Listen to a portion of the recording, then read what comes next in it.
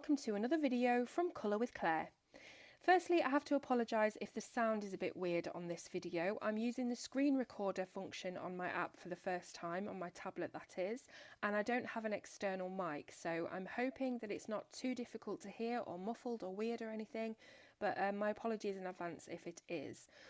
So I'm going to be showing you in this video how to digitally colour an image using the app ibisPaint. And the image that I'm taking is a spread from the 2020 Colouring Planner by Sarah Renee Clark, which I've just reviewed on my YouTube channel. So I'll leave the link for that video in the description and you can see what the planner is all about. But for now, this video is just to show you how to colour it digitally. So this is the spread I'm going to be using for April. I'm going to back out of the planner and go into ibisPaint, where you can see I've already loaded my half-coloured image. And we're going to be looking today at this little fish here, how to colour him so that he looks a little bit more three-dimensional than just block filling. And again, with this green seaweed, just how to add highlights and shadows and make it look a bit more interesting. So I'm going to back out of here and load in the blank page so that we can start again. Here we go, so import picture, and then we will find it in downloads. Here it is, the April frame. We'll keep it at original size and just click cancel for that one. So here it is, the blank frame. So I'm going to zoom in on the little fish. Now, the first things first is to decide what colours you're going to be using. So if you click down here on the little colour box, you'll see that I already have some different palettes put together from when I was colouring this myself. But you can actually create any colour you like using this little wheel. So I'm going to, for example, turn this bit of the wheel to go on to maybe the blue palette, and then this little one will show you the whole range of blues that you can get, and the colour will come up on the side here. So once you've got your colour, you can drag it into your palette if you want to save it. And that's basically how you choose your colours. So just keep moving these around until you've got the shade that you like. Then go down onto the palette page and drag it in so that you can quickly grab it whenever you like. So down here I've already got the fish palette ready to go. Now I've chosen this blue for the background, so I'll load that in, tap back onto the page and then click the bucket icon over here. Tap where I want to fill, and there you can see we very quickly and easily filled the background in there. So it's up to you what colour you want, you just decide, and then you just tap bucket and tap to fill. Now let's have a look at the fish itself. So the colours that I've already chosen for the fish are these yellows and pinks here. And first of all, I'm going to just tap on the lighter yellow and block fill his little face and body. I'm then going to do exactly the same with the lightest pink that I've chosen, and we'll do that on these two areas, this bit of the tail as well, and zoom in and do this bit of the tail, and then also these two sections of the fin and these two as well. So that's the fill parts. I'm then going to choose the next pink down, so a bit of a darker pink, and fill in, not that one, I press undo, and fill in a couple more of the fins. I think we'll also fill in this one as well, and then the next pink down will fill in the rest. So very, very quick and easy. Just zoom in if you've got a really small area that you can't quite grab. I'm using a stylus at the moment, which you can probably hear tapping away. I'm then going to go to the very darkest pink that I've chosen and just fill that little bit in there. Now don't forget, using a slightly darker yellow to fill in that little fin there.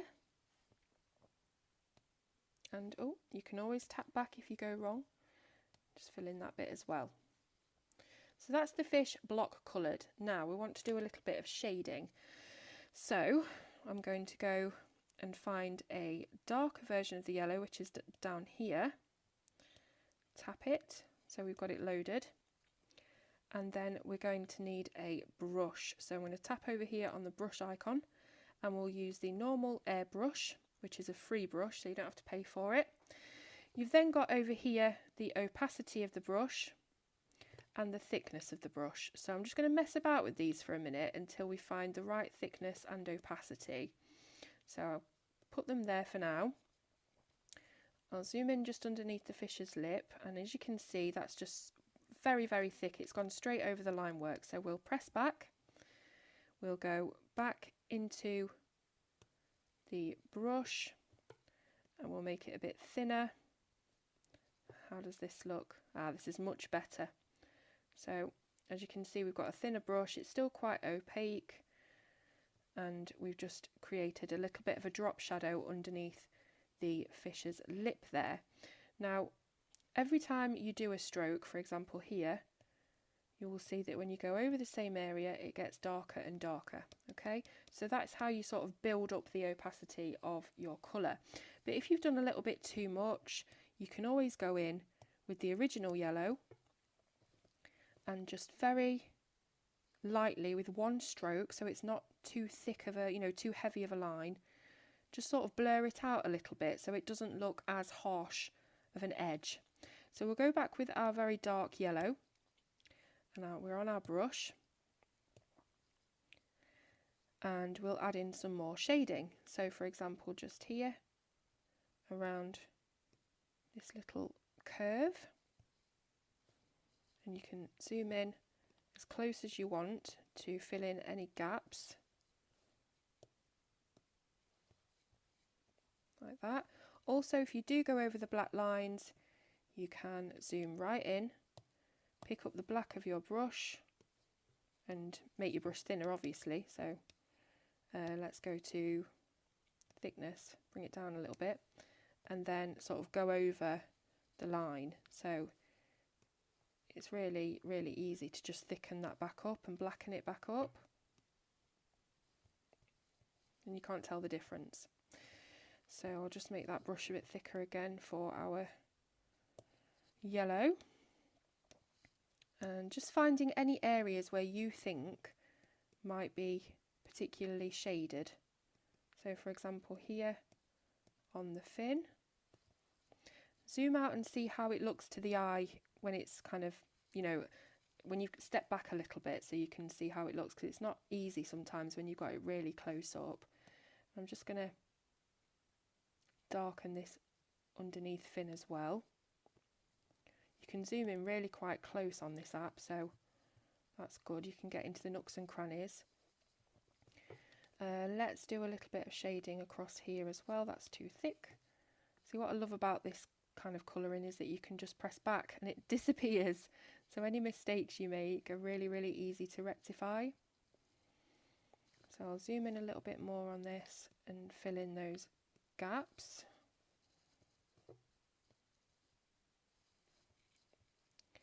Now I'm going to go back to the original yellow and just do a few swipes over the edge of this line to, again, just blur it a little bit so it's not as harsh, and neaten it up at the same time.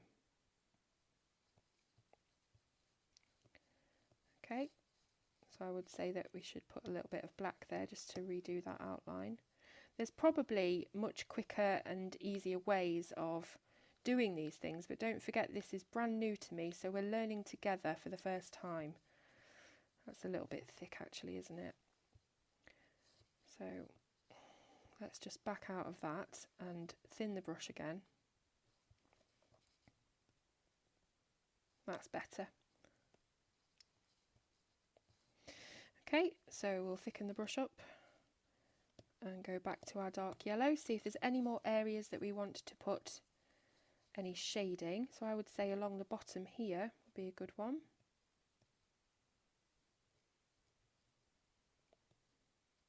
So it is much easier to use a stylus than your fingertip, but you can if you like, if you don't have a stylus. But they're very, very cheap, especially these Android styluses, and they work on Apple devices and anything really, so you don't have to spend ridiculous amounts of money on an Apple pencil if you don't want to. I certainly don't. Go back into the yellow and just neaten up with a few little brush strokes. Keep zooming in and out just to check how it looks. It's just easier to see when you have the whole picture in front of you. Probably just make this a little bit thinner.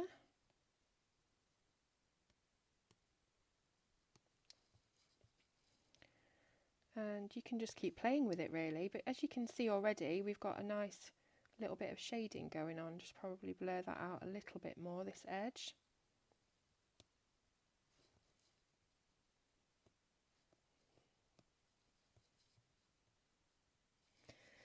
Okay, now let's shade in the pink bits of the fish.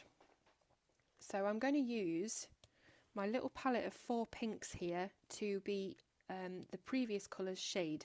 And that's going to make sense in a moment. I can't really describe it properly, but for example, on the fish we've got the light pink at the top, then the medium pink, and then a darker pink at the bottom of this 3 little semicircle things. So for the lightest pink area, I'm going to click on the next pink down, which is this one. Zoom in on that lightest pink area, and again, just using your brush, layer up some shading, just like that. And then on the next pink down, we'll go to the darker pink again, layering in your shading, and it's just very, very simple C shapes. Really isn't difficult to master whatsoever, but it does have a very effective finished look. So I've gone over there.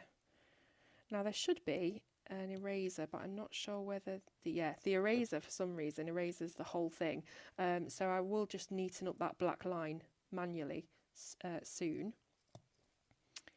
But you can just zoom right in and neaten up any edges that aren't looking quite rounded. For example, this little bit here and this little bit here. That's looking quite good. As I say, I'll sort that black line out in a bit. And then for the next pink down, we use the darkest pink.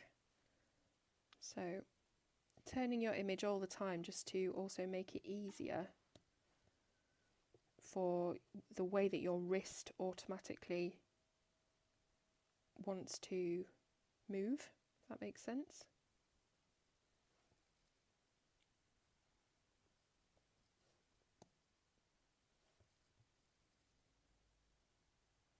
Okay, so that's a little bit of shading there on that area of the fish. I might just extend that down a little bit here and then curve it slightly, so just fill in the inner edge.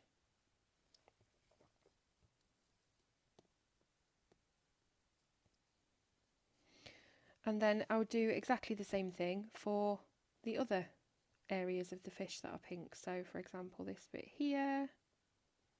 And I'm going to do this very, very quickly because I don't want to spend all day making it perfect when I've already sort of shown you the technique, and I don't want to waste anyone's time. So going back up to the next pink for the next area of shade.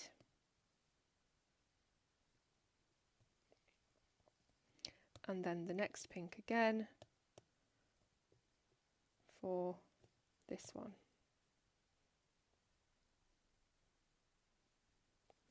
So very rudimentary. It's not neat and tidy, but as I've said, I don't want to make this video ridiculously long, just going over the same thing again and again. But you get the gist of it anyway. And I would do that across all of the different areas, the pink areas of the fish. So just picking out maybe the inner edges of the fin, and then just keep going down a shade for each one. Probably just make this into a bit of an L, like that.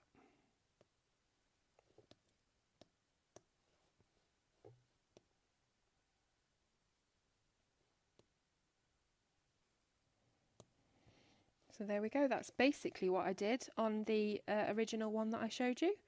Now let's move on to a little bit of seaweed. So let's go with this here. I'm going to turn it this way up because this is the way my wrist wants to work. We'll go back into our colour palettes and we will choose the lightest of the greens that I've got here, which is this one. And we'll go on to our bucket fill again and we'll fill them all in. So yeah, let's just do that many for now because, as I've said, we can just show you the technique and then you can get on with it.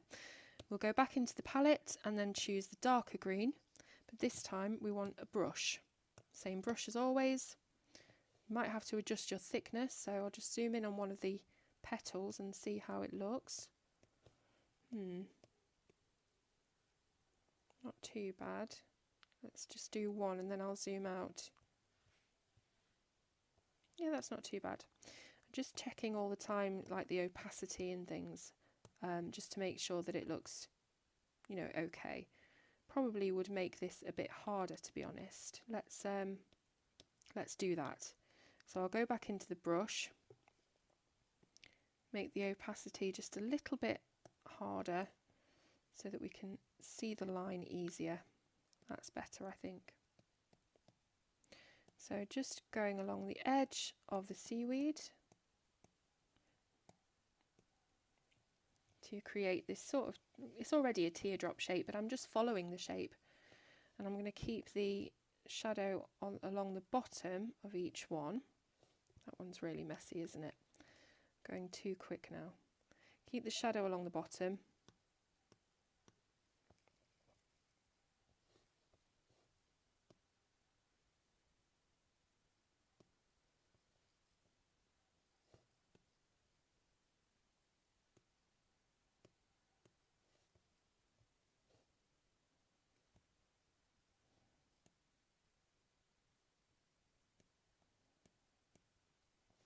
Now there are a lot of colouring apps where you can block fill with a gradient and they look absolutely stunning, so you don't have to mess about with any of this light and shade business, but they are very, very easy to use, so there's not really much point in me doing a tutorial of just tapping and filling.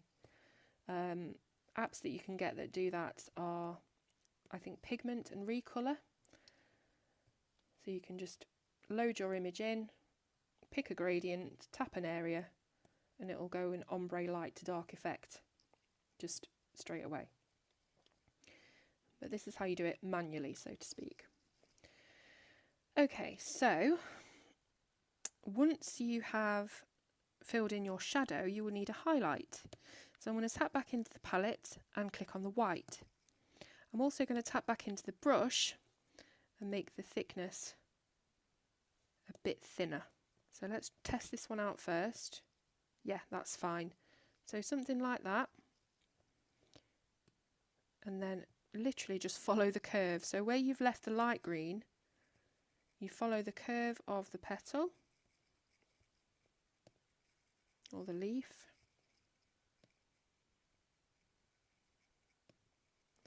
So you've got that juxtaposition between the shadow and the highlight. And look at that, it is so effective and it's so quick. So all you've done is you've block filled with a light green, you've gone in and just drawn the edge, the bottom edge with a dark green, and then just put a flick of white in there, and it just looks so much better than it would block filling it. And that is basically how I did the other one, and we'll go back so that I can show you again the finished piece, or half finished piece anyway. And zoom in what we've just done. So you see, very, very simple, very quick. All that shading on the fish looks fantastic. I've just made an L with the shading on all of the little fin sections. And voila! So that is my little tutorial on how to colour with the digital app ibisPaint. Now I'm going to reload this back into the planner. So if you don't have Sarah's planner or you're just here to see the tutorial, then you won't really need this part of the video, but this is just to show you if you do. What you would do is you would save this. So we click here and we save. That should then be saved onto your device. So I'll just check in gallery that we have it saved. Let's see, let's go back. No, it's not video. Let's go to photos, and yes, we have it saved here. Now, it should be saved as a transparent PNG. So let's just see if it is, because it is a bit funny sometimes on whether it wants to save. So we'll go back into our planner. We're going to open up the image file. We're going to find the picture. Here it is. And we're going to open it. Yes, it's saved as a transparent PNG, so that's fantastic. So we take it, we resize it, so it's the right size and it fits in the planner. There we go.